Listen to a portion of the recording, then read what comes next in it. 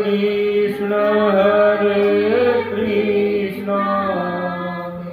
कृष्ण कृष्ण हरे हरे हरे राम राम राम हरे हरे। हरे राम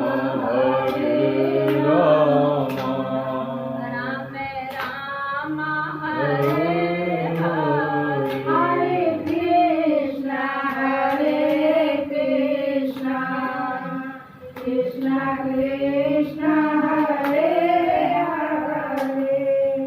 हरे कृष्ण कृष्ण कृष्ण हरे हरे। सूर्यानंद भगवान की जय। नमः पार्वती पतये हर हर महादेव की जय। अकारण करुणा वरुणालय भक्तवांछा कल्पतरु परात्पर ब्रह्म श्रीमन नारायण के चरणों में प्रणाम करते हुए इस क्षेत्र की संपूर्ण प्रत्यक्ष एवं अप्रत्यक्ष चेतनाओं को प्रणाम करते हुए समुपस्थित भक्त मातृशक्ति और विज्ञान के माध्यम से हमारी आवाज जहाँ तक जा रही है उन सभी दिव्य चेतनाओं को इस पवित्र पीठ से प्रणाम करते हैं। परम मंगलमय मास चल रहा है, कल से पुरुषोत्तम मास लग जाएगा। इस महीने में और आज वो भी सोमवार का दिन है, शिव का दिन है, अमावस्या भी है, शिव के भाल पर चंद्रमा है और खूब रुद्राभिषेक हो रहा है। हम लोग भी शिव के ही मुख से जो निकली जटा शंकरी तो वो है ही, और ये जिह्वा शंकरी है। इस जिह्वा शंकरी के माध्यम से रुद्र भगवान का अभिषेक करते हैं, जिससे हमारा जन्म हमारा जीवन धन्य हो जाए।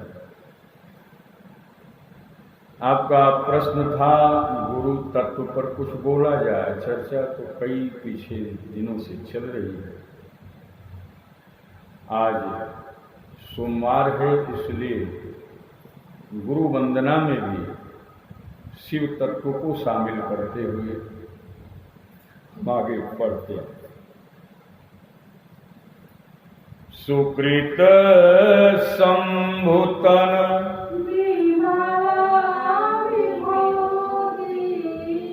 सुकृत संभुतन विमल विभूति मंजूल मंगल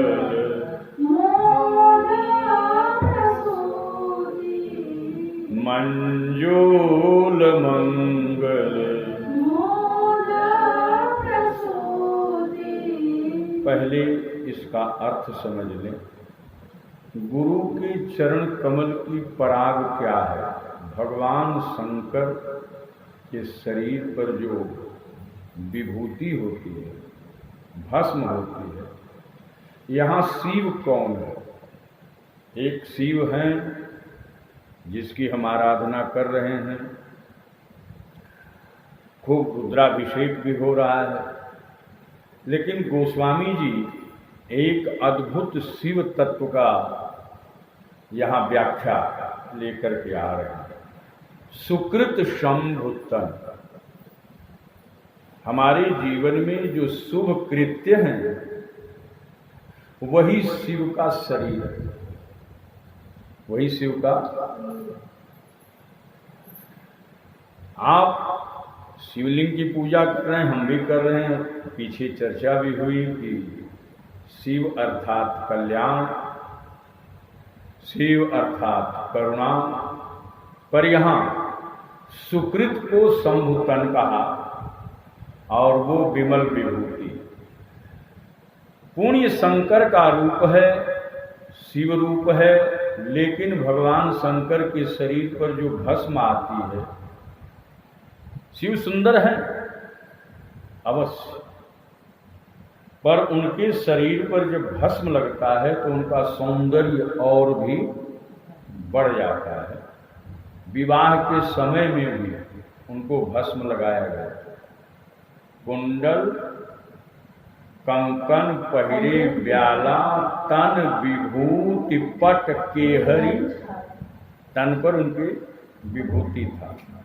बहुत सावधानी से समझना, हम प्रयास कर रहे हैं कि हमारी बात आपके तक पहुंच जाए। शंकर भगवान के शरीर पर भस्म होती है तो वे बहुत सुंदर लगते हैं। सुकृत यानी पुण्य कर्म, पहली बात है। यहाँ कुकृत की बात नहीं है, सुकृत का, जो आपने अपने जीवन में श्रेष्ठ समझ करके किया है वो सुकृत है, और वही सम्मुख का शरीर है। पुण्य कर्म शिव है और शंकर भगवान वैसे सहज सुंदर हैं, पर उनके शरीर पर शोभा भस्म से होती है। नारायण तो हमारा जो पुण्य है शंभु का तन है और शंभु का, लेकिन सदगुरु के जो चरण की पराग रूपी विभूति है, जब वो हमारे पुण्य के ऊपर लगता है। कई जगह आप लोगों ने सुना होगा कि आप गुरुमुख नहीं हैं तो कोई भी पुनीत कार्य करेंगे उसका फल, लेकिन पुनीत कार्य कर भी लिए, पर गुरु के चरण रज की विभूति जब तक उस पुनीत कर्म पर या उनके मार्गदर्शन में पुनीत कर्म नहीं हो रहा है तो वो पुनीत कर्म पुनीत नहीं रहेगा। पुण्य करो पर गुरु चरण धूलि का आश्रय करो। ये अद्भुत सिद्धांत दिखाया है गोस्वामी जी, क्योंकि हमारे पुण्य जो होते हैं उनको दो वस्तुओं का खतरा रहता है। कितना? जब आप चाहे घर में नियम का पालन करें, व्रत करें, दान करें, तप करें, तीर्थ करें, गंगा स्नान करें, पूजा पाठ खूब करें, लेकिन गुरु चरण रज की विभूति जब तक उसके ऊपर नहीं लगी है, कभी कभी वो अशोभनीय हो जाता है। क्या हो जाता है? और हमारे जीवन में जो उसका फल प्राप्त होना चाहिए वो प्राप्त, और उसमें दो खतरे आ सकते हैं। पुण्य करने चाहिए, ध्यान, सज्जन के धर्म का निर्वाह अवश्य करें, लेकिन ध्यान रखें। एक मानस में चौपाई भी आती है ना, सबरी ने कहा, छठ दम शील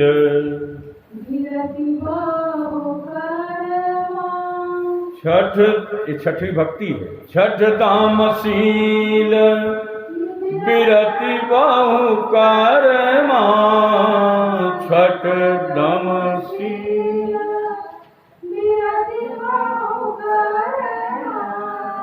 निरत निरंतर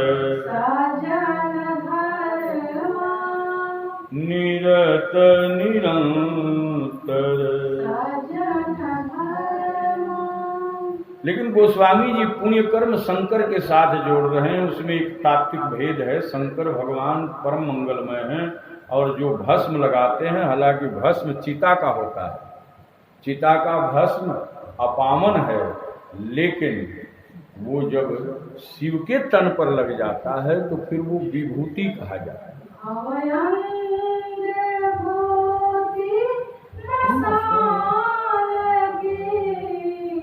सुमिरत सुहावनी पावनी, सुमिरत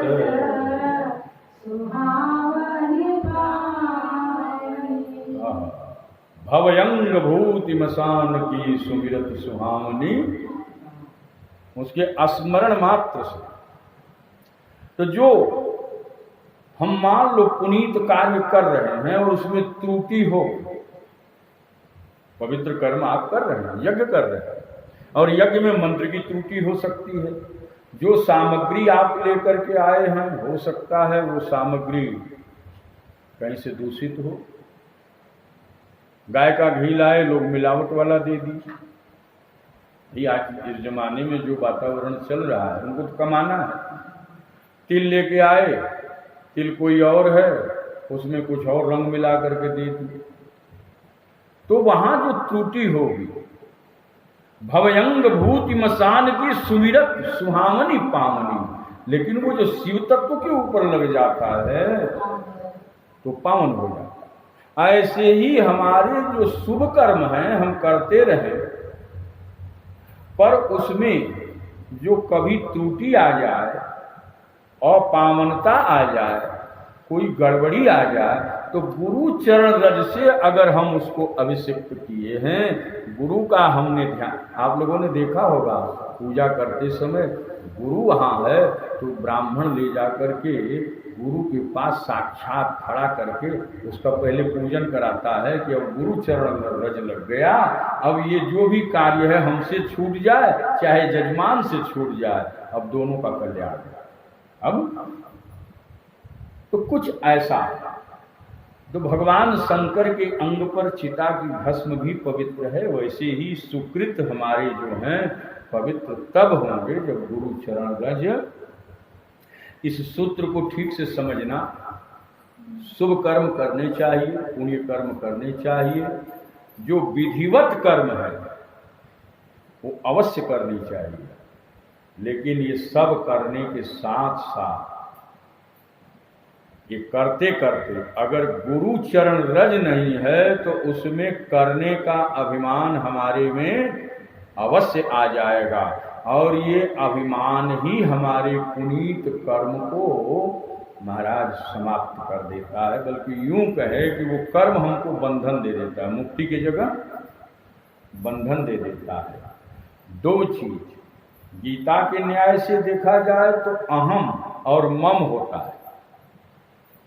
जब भी आप कोई अच्छा काम करेंगे तो सीधा अपने को जोड़ के कहते हो कि हमने किया है या मैंने किया है और ये मेरा है, और पुण्य किया है तो उसको फल भी हमको लेना है।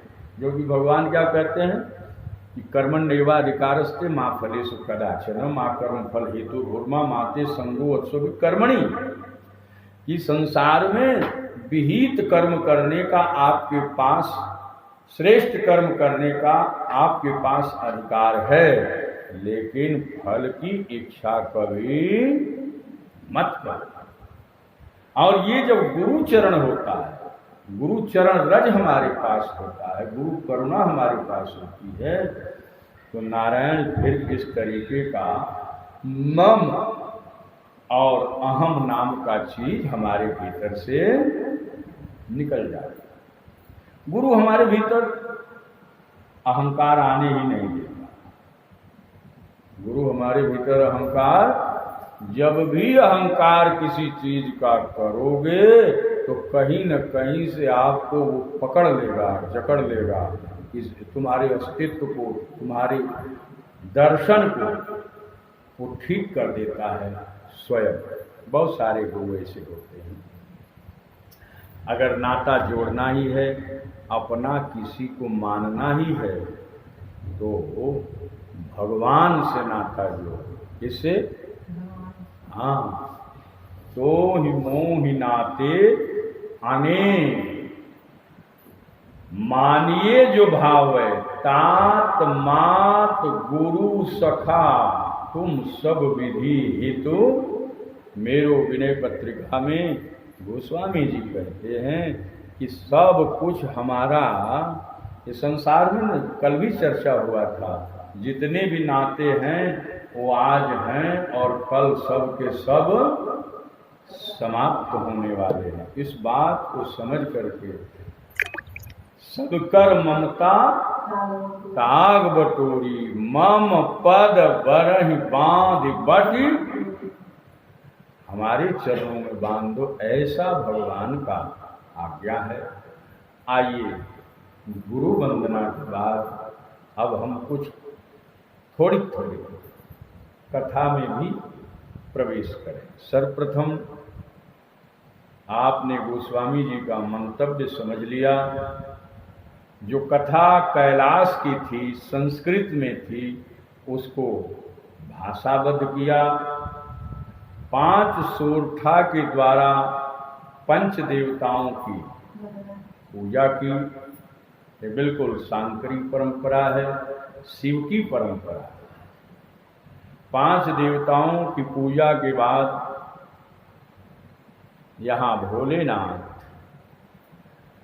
का कहा हुआ उसको भाषाबद्ध करके पूज्यपाद गोस्वामी तुलसीदास सर्वप्रथम पृथ्वी के देवता ब्राह्मणों की वंदना की। किसकी वंदना की? ब्राह्मणों की वंदना की। 1-2 बंद गा लें। वंदौ प्रथम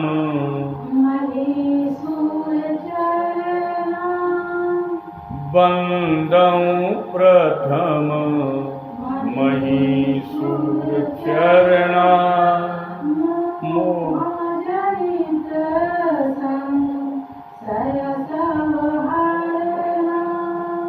सुजन समाज सकल गुण खानी।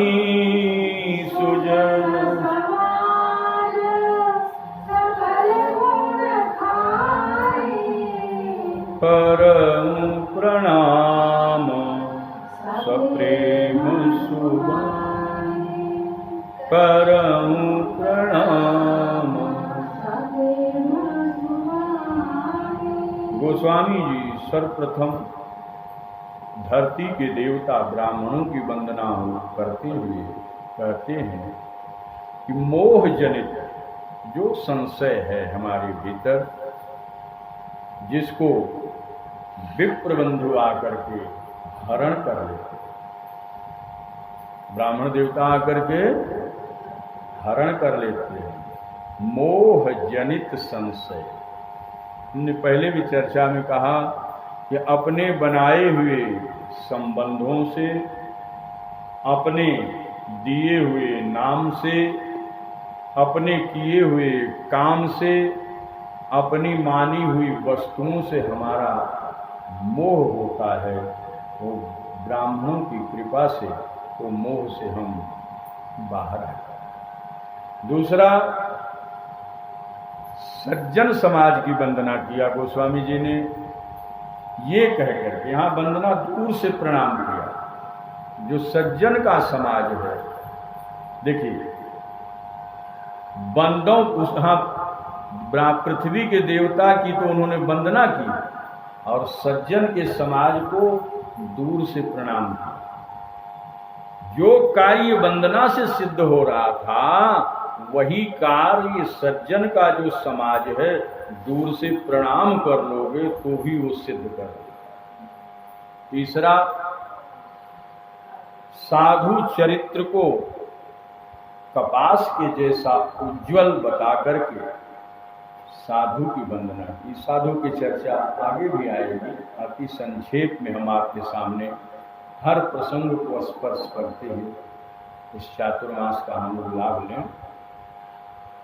और कहते हैं कि साधु का पूरा पहचान इसमें, साधु वो है जो स्वयं दुख सह लेता है पर समाज को हर तरीके से सुख मिले, उसका ये जीवन भी सुरक्षित रहे, निरोग रहे और इस जीवन के पार भी उसका कल्याण हो, उसको मुक्ति मिले, इस जीवन में उसको भक्ति की प्राप्ति हो।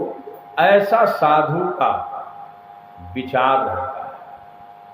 संत बिटप सरी कागिरी धरनी। संत बिटप सरी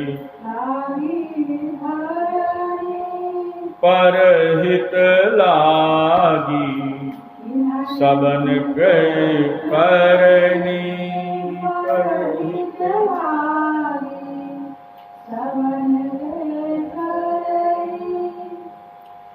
पर गोस्वामी जी ने यहाँ पर जो बात कहा कि साधु चरित्र शुभ चरित्र कपासु, साधु का चरित्र शुभ है, कपास के समान उज्जवल है, देखने में उनका जीवन नीरस लगता है, लेकिन उनका जीवन नीरस नहीं बल्कि सरस है।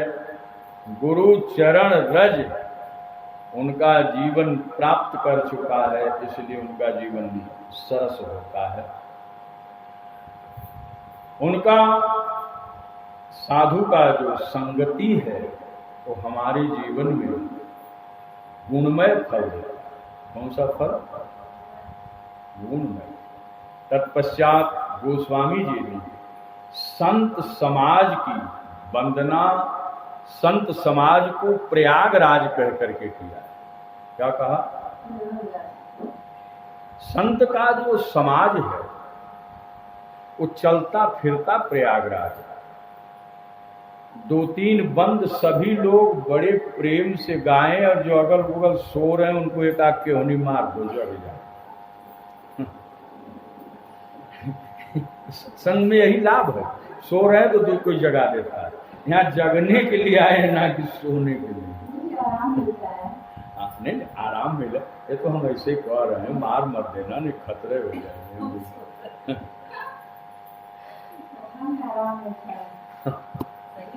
कम से कम नींद का गोली खाने के बाद भी लोगों को नींद नहीं आ रहा। और यहाँ सत्संग इतना अच्छा है, अद्भुत है, यहाँ बैठते ही नींद आ रहा। तो आराम मिलना चाहिए। राम का कथा ही आराम और विश्राम देता है।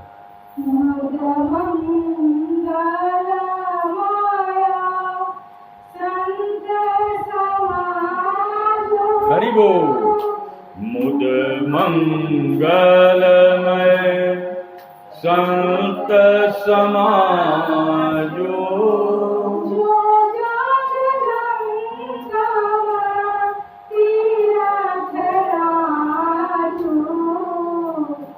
राम भगति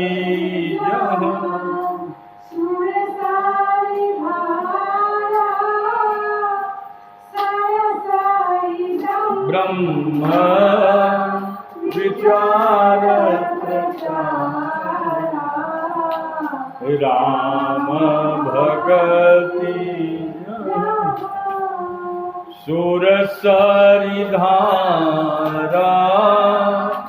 सरसाई ब्रह्म विचार प्रसाद विधि निषेधमय विधि निषेधमय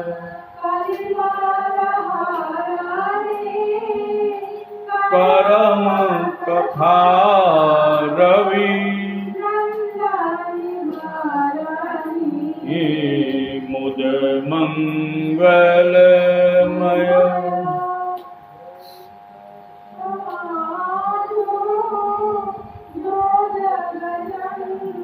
एक थे माइक ले लो,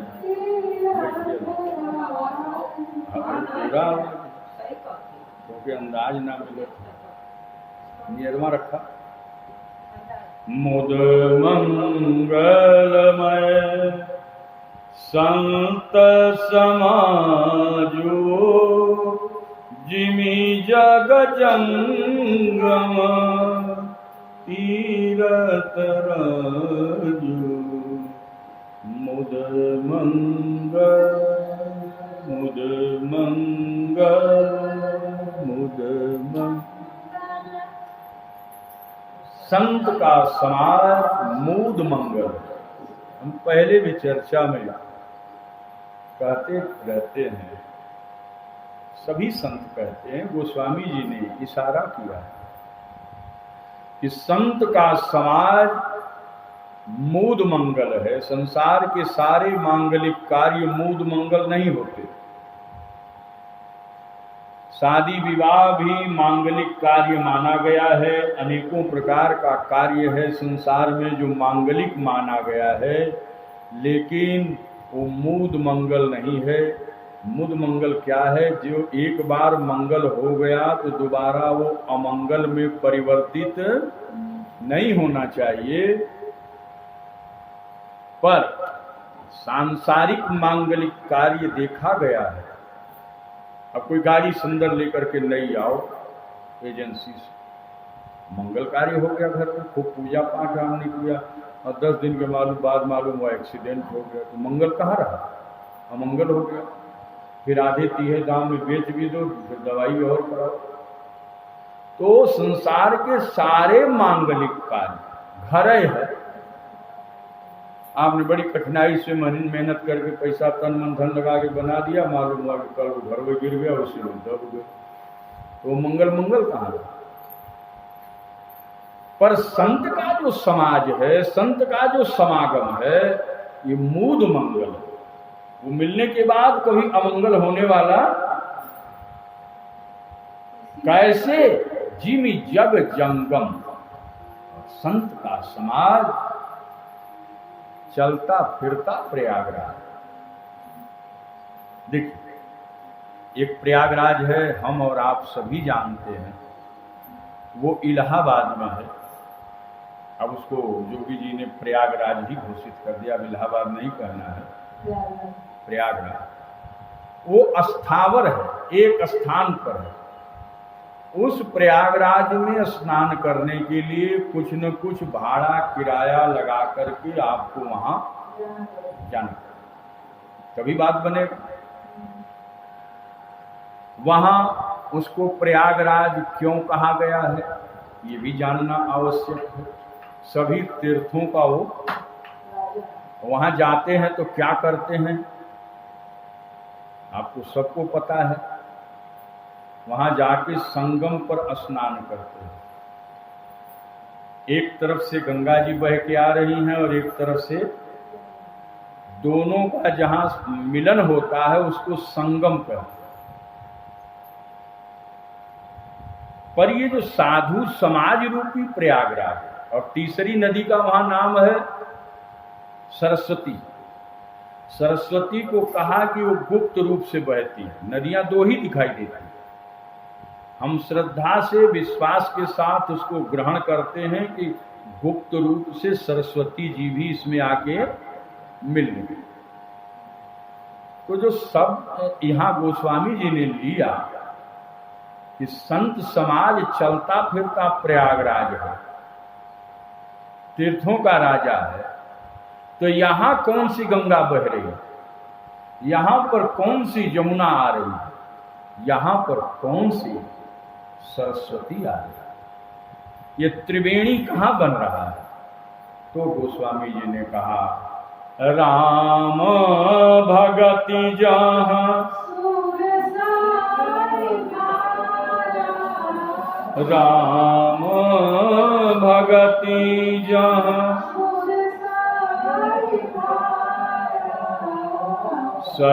सरसाई ब्रह्म विचार प्रचारा, सरसाई ब्रह्म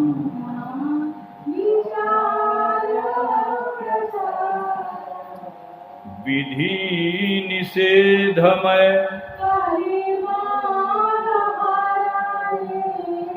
विधि निषेधमय,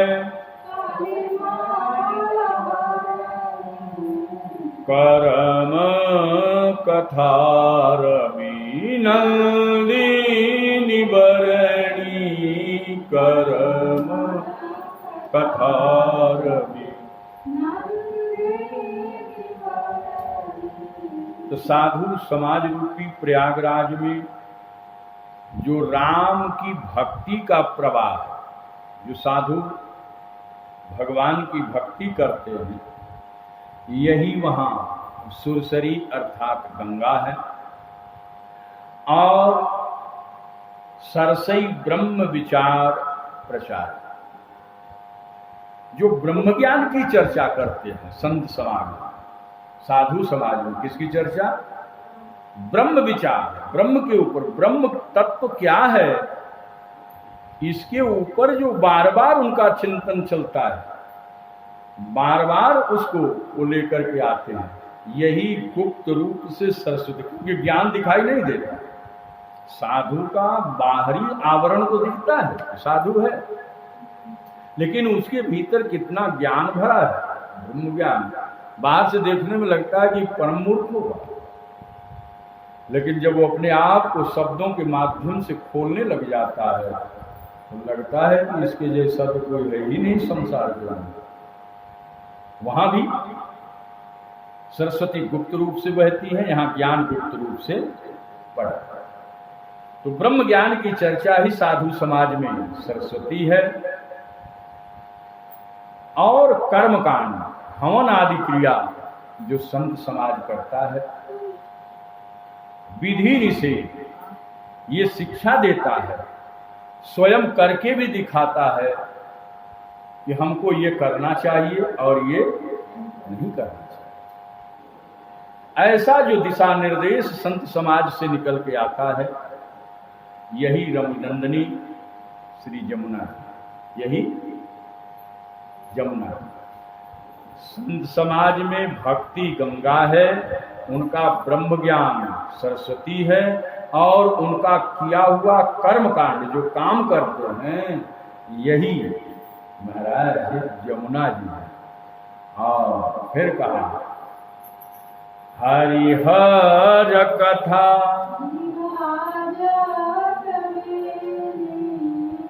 है, कहे रो गाओ तो गाओ, नहीं गाओ तो रो मत गो। कथा तो आनंद के लिए। हरिहर कथा विराजति बेनी, हरिहर आनंद में गाओ। सुनत सकल मुद साधु समाज हरि और हर, अर्थात हरि माने भगवान विष्णु और हर माने भगवान शिव। हरि और हर अर्थात शिव और राम की कथा जो बार बार वो गाते हैं, यही त्रिवेणी का संगम है, जो हमारे जीवन में मुद मंगल को उपस्थित कर देता है।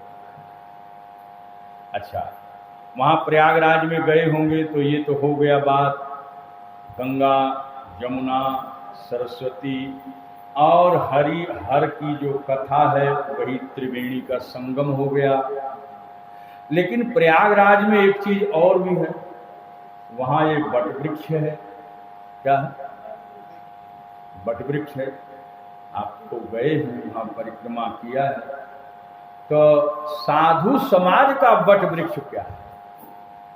साधु समाज में भी तो जब गोस्वामी जी कह रहे हैं कि ये चलता फिरता प्रयागराज है, तो इनका कौन सा बट वृक्ष जो चल फिर रहा है? अद्भुत चौपाई कहा, बट विश्वास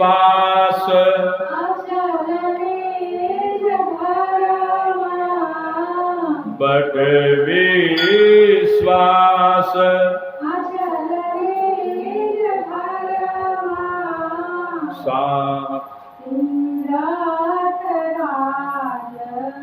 प्रयाग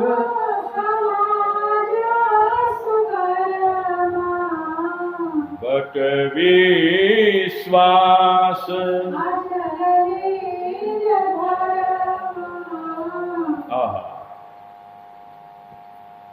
साधु का जो अपना भरोसा है बिल्कुल बट वृक्ष की तरह अड़ीग है।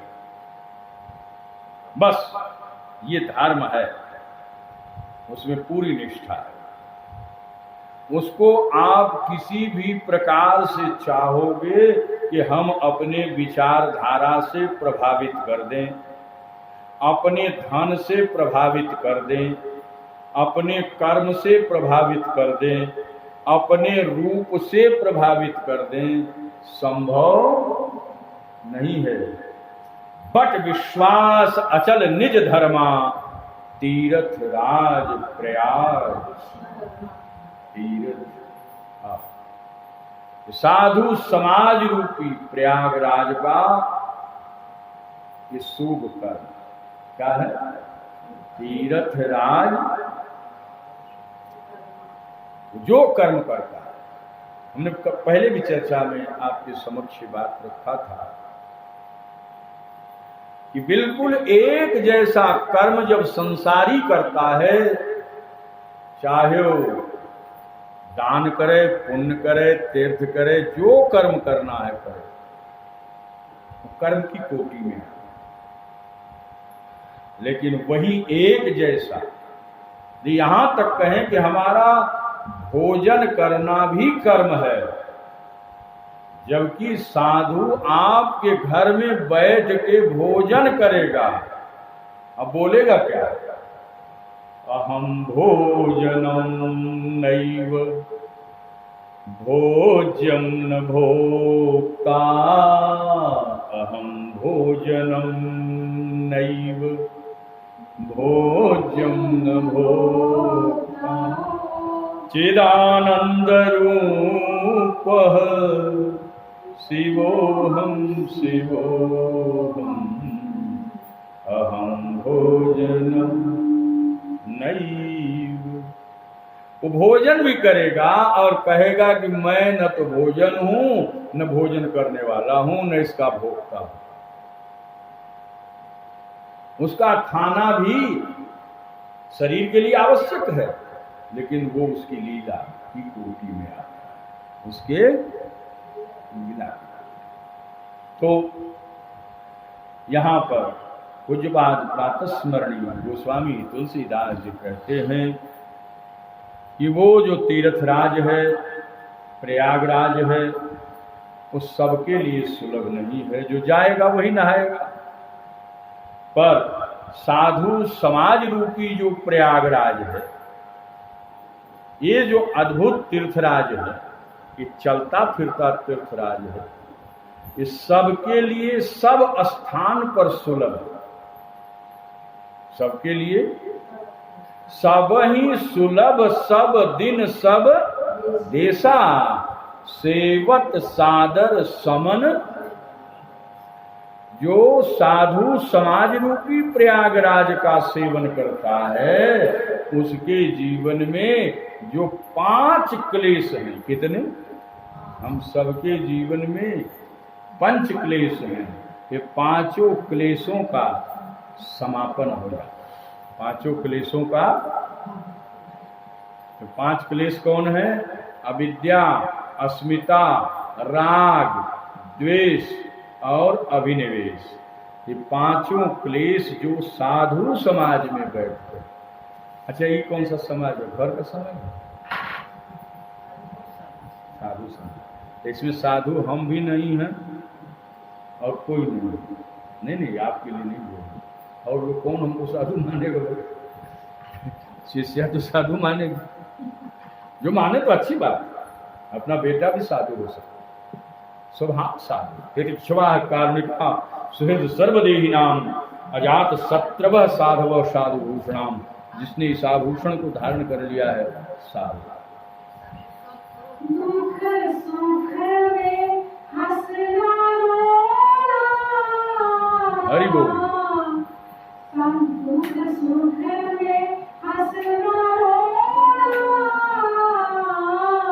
है काम का रोगा। दुख सुख में हंसना रोना है काम का रोगा। दोनों में मुस्कुराना, दोनों में मुस्कुराना। संतों से सीख जाए, हर हाल में खुश रहना। संतों से सीख जाए, हर हाल में खुश रहना। दुनिया के लोग दौलत पाकर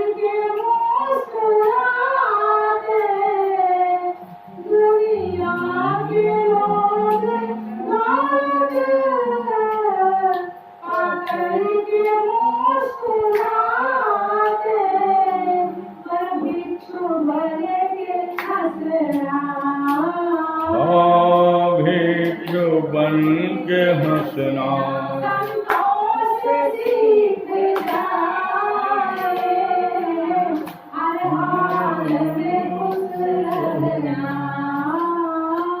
हर हाल में खुश रहना। संतों से सीख जाए, हर हाल में खुश रहना। संतों से सीख जाए, हर हाल में खुश रहना। और बड़ा सुंदर गोस्वामी जी से कहते हैं, जब उस स्टोरी का प्रसंग आता है कि प्रथमा भगवती संसर्कार संगा, प्रथमा भगवती संसर्कार संगा। तो कहते हैं कि ये संत का संग से भी, ये जिसका उदाहरण हम है, संत का संग जो आएगा, प्रथम भक्ति का लक्षण है संतों का संग हो जाए।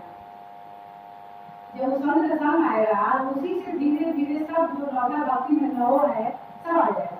तो इस संत के पास जाएंगे तो वही भजन मिलेगा, वही भगवान के चर्चा मिलेगा, वही ब्रह्म का चर्चा मिलेगा, और कहीं नहीं मिलेगा। यही से शुरुआत होगा। इसीलिए प्रथम और भगवती संतन का संग ये अभी गया तो सब आसान हो गया। आगे बोलिएगा। तो संत समाज को तीर्थराज बतलाया और कहा ये सभी के लिए, सब स्थान पर और सर्वकाल में सुलभ है।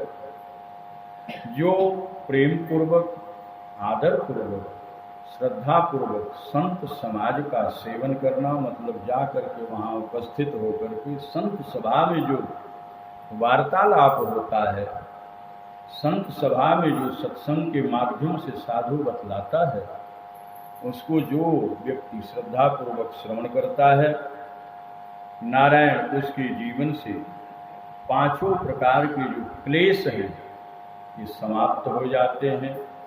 गोस्वामी जी कहते हैं कि संत समाज की जो महिमा है वो अकथनीय है। शब्दों के द्वारा संतों की महिमा को कोई चाहे कि पूरा प्रकट कर दें, ये संभव। और संत समाज की व्याख्या लौकिक नहीं है, बल्कि अकथ अलौकिक तीर्थ राजु दे सद्य फल प्रगट प्रभाव। जो संत समाज रूपी तीर्थराज है ये अकथनीय है, अलौकिक है। और अंतिम में जो बात गोस्वामी जी रख रहे हैं ये अपने आप में बहुत ही अभूतपूर्व है। उस तीर्थ में जाकर के, प्रयागराज में आप पैसा लगा करके, परिक्रमा करके, स्नान करके चले आओगे और वो कितना पुण्य आपको प्राप्त हुआ है वो कहीं लिखा है, पढ़ा है, ये समझ में आता? उसमें कितना पुण्य, आप भी गए होंगे तीर्थराज में, कितना पुण्य पाए, कोई लेखा जोखा है आपके पास? कोई खाता वही। लेकिन कहते हैं कि संत समाज रूपी तीर्थराज का जो प्रेम पूर्वक, श्रद्धा पूर्वक सेवन करता है उसके लिए तुरंत फल प्राप्त हो। ये सद्य फल प्रगट, ये प्रगट प्रभाव। और एक बात और कह देगी, ये सुनकर के आप लोग आश्चर्य में मत डूब जाना। सुन समुझहि जन मुदित मन, लहहि चार फल अछत तन।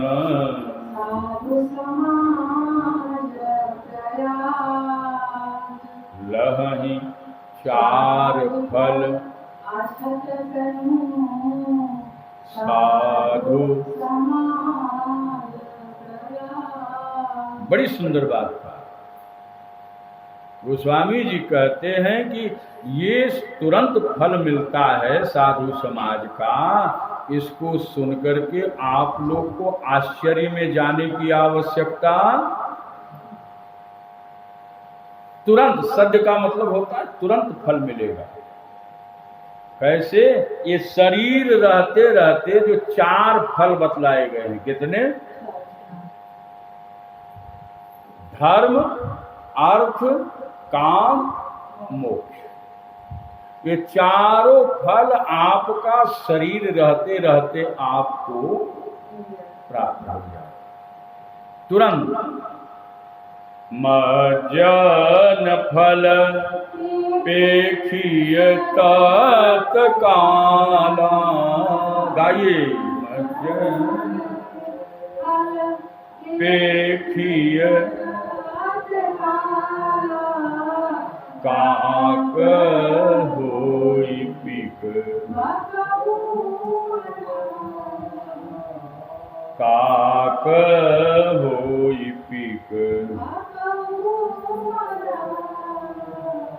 सुनिया चरज, सुनिया चरज,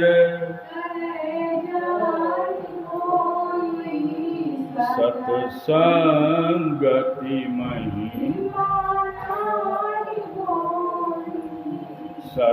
सत्संगति महिमा नहीं गोई। गोस्वामी जी कहते हैं कि साधु समाज रूपी प्रयागराज में बैठने से, उसमें मज्जन पान अर्थात उसको सुनने से, समझने से, उस पर विचार करने से तत्काल फल जो मिलता है वो ये है कि जो हमारा जीवन, हमारा समझ काग वृत्ति जैसा हो रहा है, अकारण कांव किए जा रहे, विवेक नहीं है, जो हमारे शब्दों के अंदर कर्कशपना है, जो शब्द सुनकर के दूसरे को प्रिय लगना चाहिए पर हमारे लोभग्रस्त, मोहग्रस्त और कामग्रस्त शब्दों ने दूसरे को पीड़ा पहुंचाना शुरू कर। काक होई पिक बकऊ मरा, कौआ जैसे बोलने वाला व्यक्ति कोयल की बोली बोले, बकुला का जीवन जीने वाला व्यक्ति हंस का जीवन जीने लगता है। बकुला और हंस, देखा जाए तो हंस की अपेक्षा बकुला ज्यादा सफेद दिखता है। लेकिन एक बात और है, संत समाज जो होता है तो हम लोग यहाँ पसंद नहीं करते, लेकिन गंगा जी और कुंभ नहाने में दौड़ जाते हैं। बाबू उसमें किसी का दोष नहीं, ध्यान से समझ। अभी संत समाज रूपी प्रयागराज की महिमा का खबर भी नहीं है। जन्मांतरे भवेत पुण्यम, जब जन्म जन्मांतर की भागवत क्या कहती है? आपने, हमने पहले भी शायद चर्चा में कहा था, आपने अपने जीवन में दान किया, पुण्य किया, व्रत किया, नियमों का पालन किया, तीर्थ किया, यज्ञ किया, होम किया, जाप किया, इन सब का फल है भगवान के कथा में मन का लगना। आप अपनी तौलैया खुद कर सकते हैं, किसी से प्रमाण पत्र लेने की आवश्यकता नहीं है। बैठ करके विचार करना, अगर आपका मन नारायण भगवान की कथा श्रवण करने में लग जाता है तो समझ लेना कि आपका दिया हुआ दान, तपा हुआ तप, किया हुआ व्रत और तीर्थाटन किया हुआ या किया हुआ यज्ञ सब सफल हुआ। पर अगर भगवान की कथा श्रवण करने में आपका मन नहीं लग रहा है तो समझ लें कि आपने पुनीत कर्म तो किया है पर आपके हाथ में फल के रूप में सिर्फ परिश्रम लगा है, उसका सुंदर फल आया प्रेम से बोलिए आनंद कंद भगवान की। और गोस्वामी जी उदाहरण देते हैं कि मज्जन का फल तत्काल मिलता है। उसमें नाम गिनाया कि वाल्मीकि अंगुली माल थे, रात दिन जिनके जीवन में हिंसा वृत्ति था। वाल्मीकि नारद घट जोनी, नारद जी पूर्व जन्म में दासी पुत्र थे, लेकिन संत समागम हुआ चातुर्मास के अंदर। एक बार उनको संतों के साथ बैठने का सुअवसर मिला। उनकी माँ दासी का काम करती थी, उनकी माँ जाकर के संतों की सेवा किया करती थी, और उसी में जाकर के बच्चा होने के नाते संत की सेवा में जो संत लोग कह देते थे, बेटा ये काम करके आ जाओ, बेटा वो काम करके आ जाओ, और जाते थे। नारद जी घूम के कार्य कर लेते थे और उनकी जूठन प्रसादी पा लेते थे। ऐसा करते करते वो महाराज ब्रह्मा के मानस पुत्र बन गए। वही गोस्वामी जी ये सारा कर रहे हैं। वाल्मीकि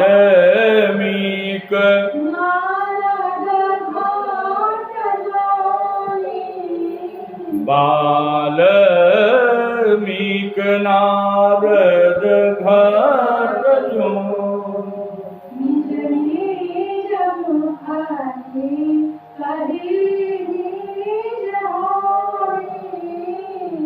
वाल्मीकि जो हिंसा करते थे, दासी पुत्र देव ऋषि नारद बने, देव ऋषि बने।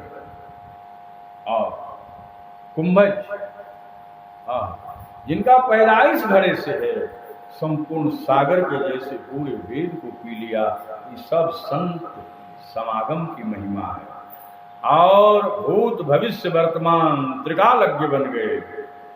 और गोस्वामी जी कहते हैं परमात्मा को या अपना जीवन मुक्ति का या स्वयं आत्मा को जिसने भी पाया है, चाहे वो जल में रहने वाला प्राणी हो, कोई मगरमच्छ पा गया हो, चाहे थल पर रहने वाला प्राणी हो, जमीन पर रहने वालों ने में से ज्यादा लोगों ने पाया, चाहे कोई उड़ान भरने वाला गरुण हो, काकभुसुंडी हो, जलचर थलचर नभचर नाना, जे जड़ चेतन जीव जहाना।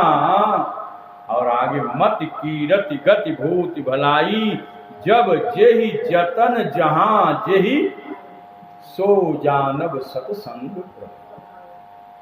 जिसने भी और जो भी जहां भी पाया है, जल में रह के पाया, थल में रह के पाया, चाहे आकाश में रह के पाया, इस सत्संग में ही पाया है। और कोई दूसरा बिनु सत्संग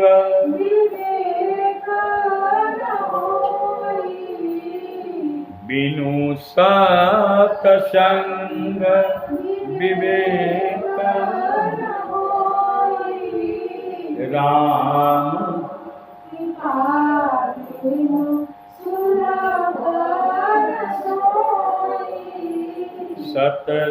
सत्संगति सत्संगति ही मुद मंगल प्रदान करेगा। सत्संगति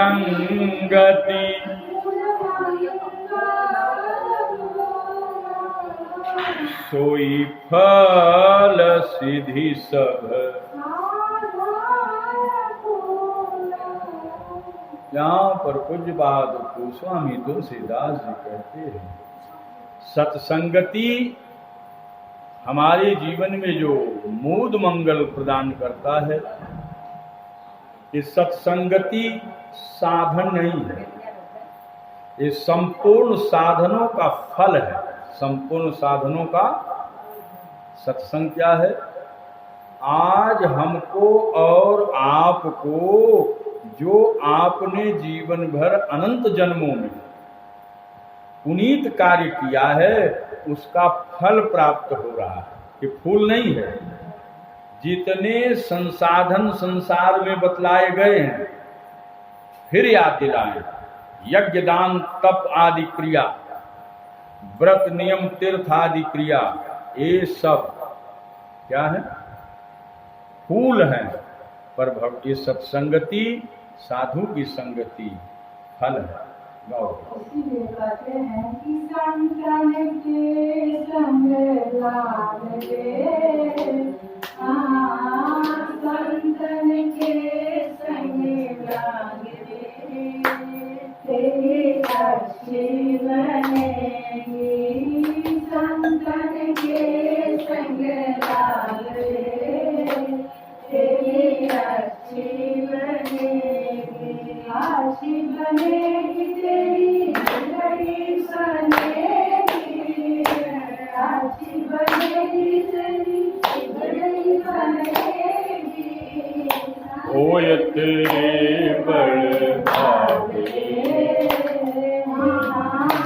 ओय तेरे बड़े भागे, तेरी अच्छी बनेगी। संतन के संग लाग रे, तेरी अच्छी बनेगी।